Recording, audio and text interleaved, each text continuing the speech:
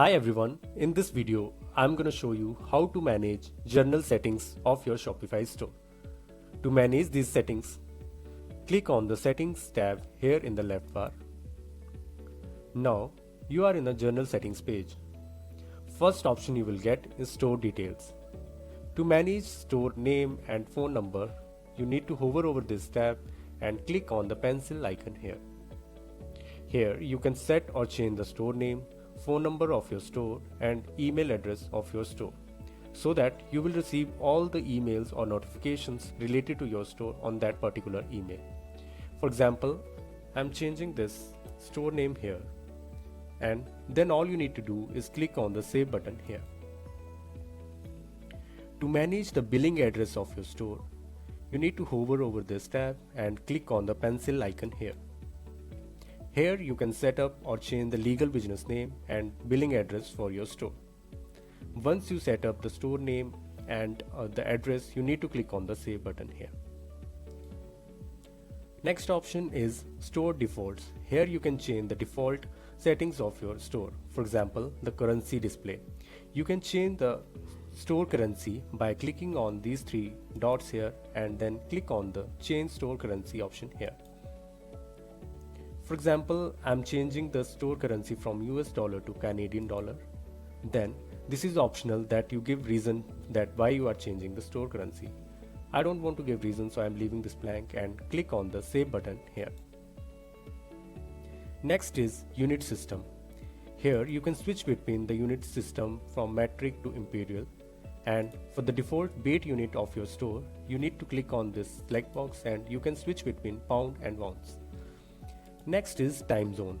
If you want to change the time zone of your system or your store, you can just click on this select box and change the respective time zone for your store. Next is order ID. By default, your order has been appeared with the prefix of hash. So if you want to change the prefix, you can simply type the prefix which you want to have, and even if you want to have the suffix, you can add the suffix there as well, so that your order ID will be start with the prefix, then order number and then suffix. For now I'm not changing this, so if you want to, you can change these settings and click on the save button below. Next is order processing. After an order has been paid, you can select that if the automatically fulfill the orders line items, automatically fulfill only the gift card of the order, or don't fulfill any of the orders line item automatically. You have this radio button here which you can change or if you want to, and then click on the save button here. Next is automatically archive the order.